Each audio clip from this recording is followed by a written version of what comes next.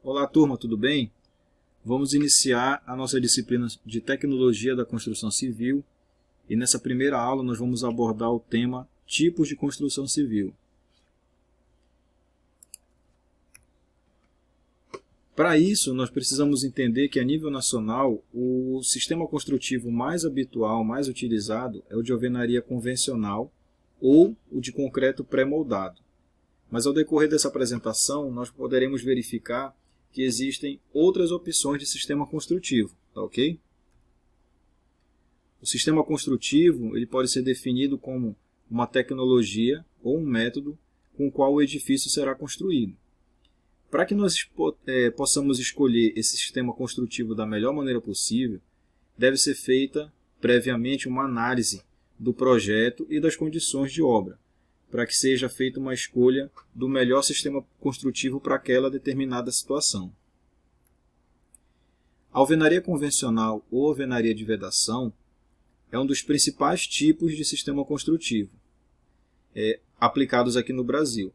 Ele não necessita de uma mão de obra especializada, mas vale atentar que esse método construtivo ele também é composto por vigas, pilares e lajes, principalmente de concreto armado, que aí faz um conjunto com a alvenaria de vedação, que é somente utilizada de maneira a separar ambientes, não tem função estrutural nenhuma, tá ok?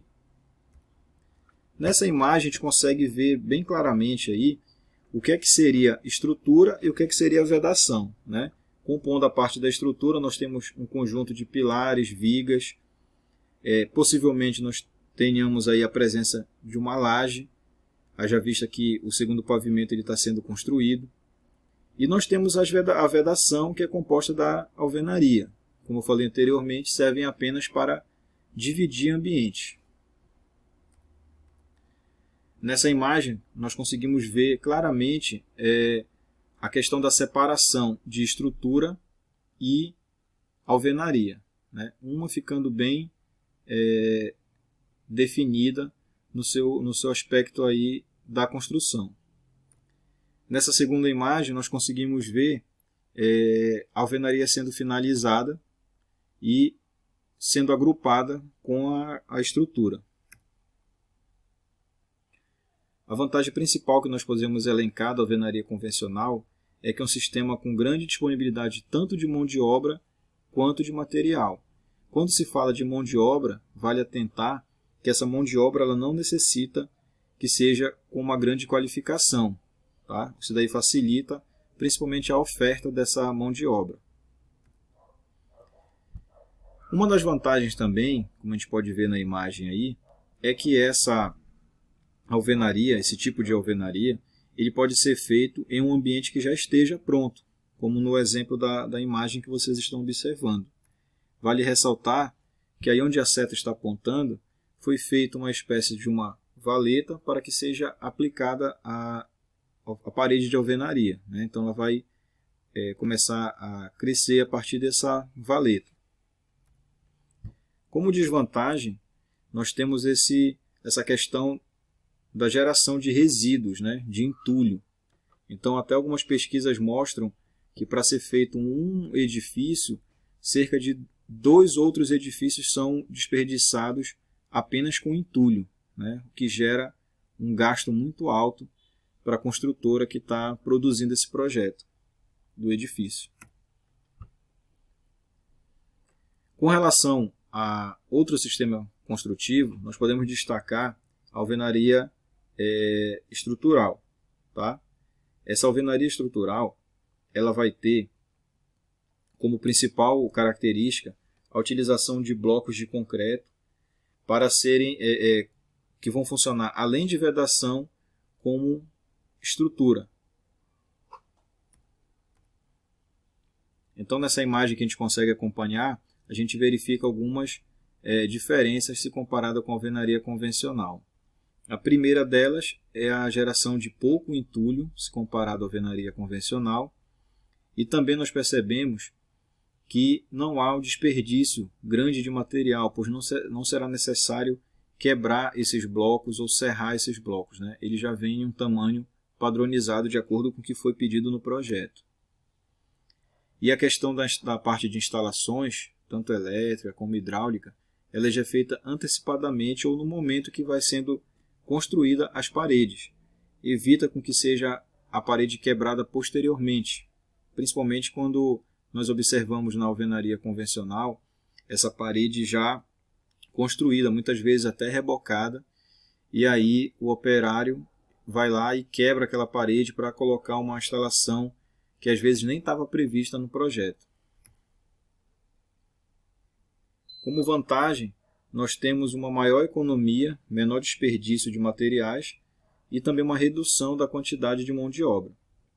Como desvantagem, a gente pode citar a questão que as paredes do projeto elas não podem ser modificadas ou removidas posteriormente, pois vale lembrar que essas paredes elas estão sendo utilizadas como estrutura, né? Então, se qualquer modificação, nós teríamos que fazer uma análise um pouco mais aprofundada de como nós poderíamos substituir essa estrutura. Passando para um novo tipo de sistema construtivo, nós podemos classificar aqui o wood frame, né? Que seria um sistema construtivo que é bastante utilizado principalmente nos Estados Unidos e é formado por perfis de madeira, normalmente madeira essa vinda de reflorestamento. Então nessa imagem a gente consegue ver uma estrutura de uma casa, né, composta por vários perfis de madeira que serão fechados com placas cimentícias ou então gesso acartonado. Como vantagem, a gente pode citar o ótimo desempenho acústico e térmico, que vai resultar também em uma construção rápida. Reduz os resíduos na obra, no canteiro de obra, melhor dizendo, e também tem um baixo custo. E aí, como desvantagem, a gente poderia citar que pelo fato da estrutura ser feita por frames, ou seja, por partes, ela tem um número limitado de pavimentos e a mão de obra também ela tem que ser especializada. Infelizmente, a gente tem dificuldade para encontrar essa mão de obra e quando encontra, o preço da mão de obra acaba sendo um valor bastante elevado. Falando de um outro método construtivo, que seria o steel frame, a gente vale destacar que ele é bem parecido com o wood frame, né? Só que os perfis, ao invés de ser de madeira, são de perfis de aço galvanizado. O fechamento nesse tipo de sistema é utilizado por placas cimentícias, a própria madeira ou então sistema de drywall, né? Que seria, por exemplo, o gesso acartonado. Então nessa imagem aí a gente vê uma execução em andamento de uma residência feita com steel frame. A gente consegue ver os perfis metálicos montantes e alguma dessas placas de gesso acartonado já sendo colocada como vedação. Nessa outra imagem a gente consegue perceber aí o operário colocando a placa de gesso acartonado. Percebe que essas placas já vêm com uma medida pré-definida, né? Apenas para fazer esse encaixe e colocação junto aos perfis.